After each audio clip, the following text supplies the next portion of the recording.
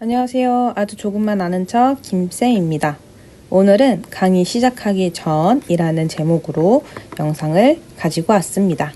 첫 번째, 노래를 틀어야 한다면입니다.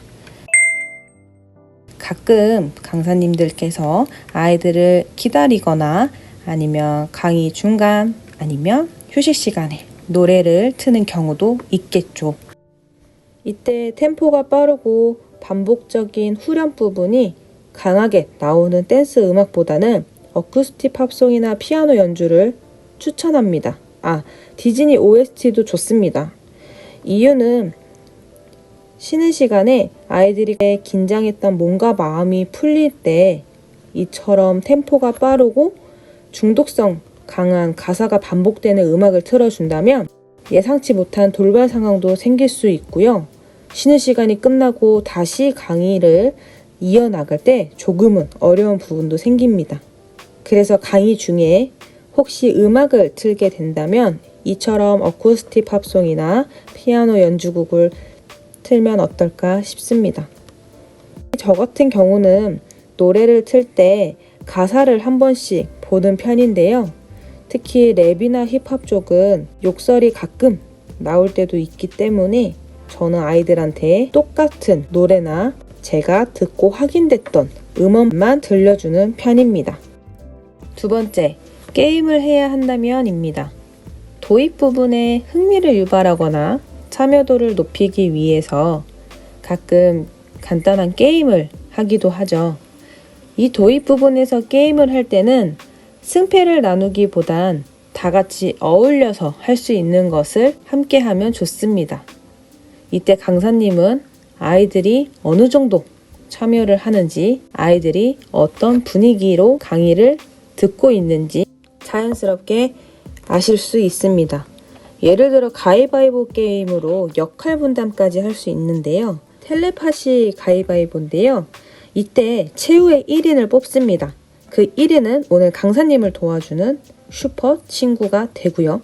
혹시 2명, 3명 다수의 청소년이 선정된다면 그 친구들 또한 강사님과 우리 강의를 듣는 청소년들을 돕는 슈퍼 청소년이 됩니다. 역할 분담과 강의 안에서 지켜야 될 약속들, 왜 초반에 잡고 가야 되는지 나중에 이야기 한 번 더 드릴 건데요. 우선 이렇게 도입 부분 게임으로 사전에 역할 분담을 나누고 강의를 하시면 강사님께서 조금 더 수월하게 강의를 하실 수 있을 겁니다. 비슷하게 손바닥과 손등을 보여주는 텔레파시 게임도 있으니까 두 가지 중에 편하신 걸로 하시면 됩니다.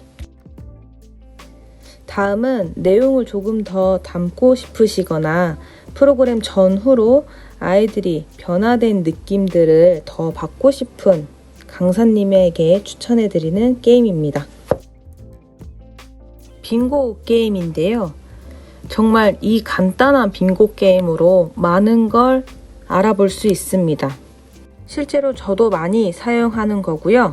방법은 다음과 같습니다. 첫 번째, 강사님이 강의를 하실 주제를 아이들에게 제시어로 줍니다. 예를 들어 유튜브 제작이라는 강의를 해야 되는 김쌤, 아이들에게 유튜브 하면 생각나는 것들을 적어보라고 합니다. 저는 이때 포스트잇을 주는데요. 가끔 아이들이 말하기 싫어하는 경우들이 꽤 있더라고요. 그래서 익명으로 포스트잇을 주고 제가 제시하는 바들을 적어서 내라고 합니다.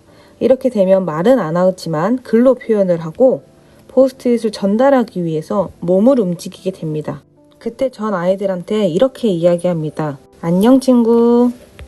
고생했어. 여기 두고 가. 잘 적었어?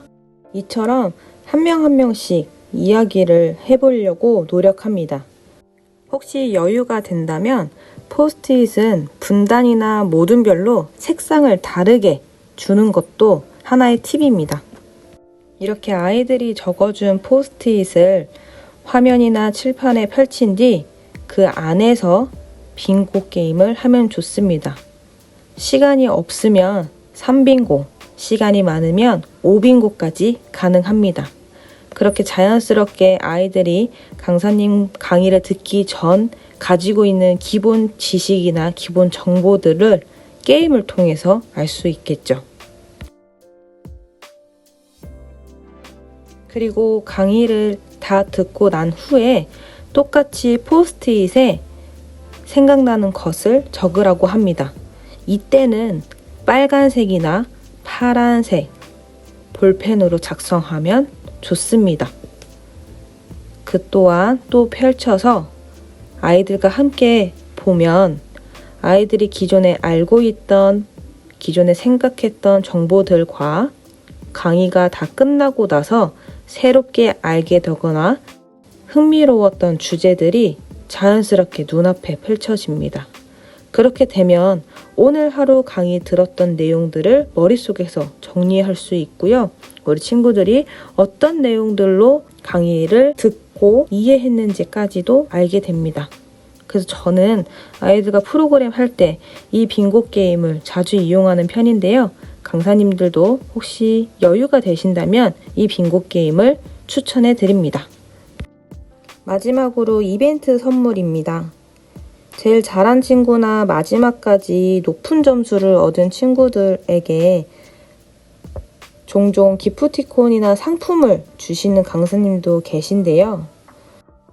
이거는 강의를 가시는 기관 담당자와 꼭 상의 후 진행하시면 좋을 것 같습니다. 우선은 기프티콘을 주기 위해서 아이 핸드폰 번호를 넘겨받는 거 또는 특정된 현물에 대한 기준치를 초과할 때 담당자가 굉장히 난감한 경우들도 생기기 때문입니다. 저는 모든 아이들에게 분배가 가능한 이벤트 선물이 가장 좋다고 생각이 듭니다. 강의 같은 경우는 이 시간에 아이들 모두가 노력하고 모두가 참여해서 만들어진 거잖아요. 그래서 프로그램 종료할 때 우리 친구들 모두가 참여하고 적극적으로 노력해줘서 이 강의를 잘 마무리할 수 있었다라는 이야기를 하면서 간단한 마이쮸나 초콜릿을 먹고 활동 소감을 자연스럽게 주고받으면 어떨까요? 상품의 크기나 가격을 떠나서 한 명에게 몰아서 가게 되면 받지 못한 청소년들이 굉장히 아쉬워하고 속상함을 갖고 있습니다. 아이들과 함께 만든 강의이니까 최대한 골고루 발표를 하고 그에 따른 또 칭찬과 박수는 아낌없이 주시되 마지막 상품은 작더라도 모두가 가져갈 수 있는 걸로 준비해 주시면 어떨까 싶습니다. 물론 이 이벤트 선물은 강사님께서 작게 준비해 주시는 서프라이즈라고 저는 생각이 드는데요. 너무 부담 갖지 마시고 꼭 필요로 하시게 된다면 간단하게 마이쮸나 사탕 같은 거 사셔서 아이들이랑 한 명씩 나눠 먹는 정도로 생각해 주시면 좋을 것 같습니다. 물론 실내에서는 마스크를 아직 착용하기 때문에 마스크 안으로 먹을 수 있게 아니면 강의가 끝나고 나가면서 먹을 수 있게 해주시는 게 좋습니다. 아무래도 아직 코로나가 있기 때문에 조금은 조심해야 되는 상황이죠. 오늘은 강의 전에 이야기해 볼 수 있는 것들을 말씀드렸습니다. 제 영상이 아주 조금이라도 강사님께 도움이 됐으면 하는 바람이고요. 사실 제가 말씀드렸던 부분들 중에서 엄청난 특별함을 가진 것들은 없습니다.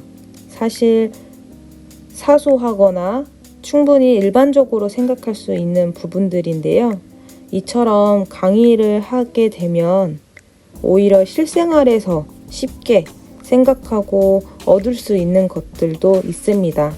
오늘 하루는 주변을 둘러보는 시간을 가져보면 어떨까요? 지금까지 아주 조금만 아는 척 김쌤이었습니다. 감사합니다.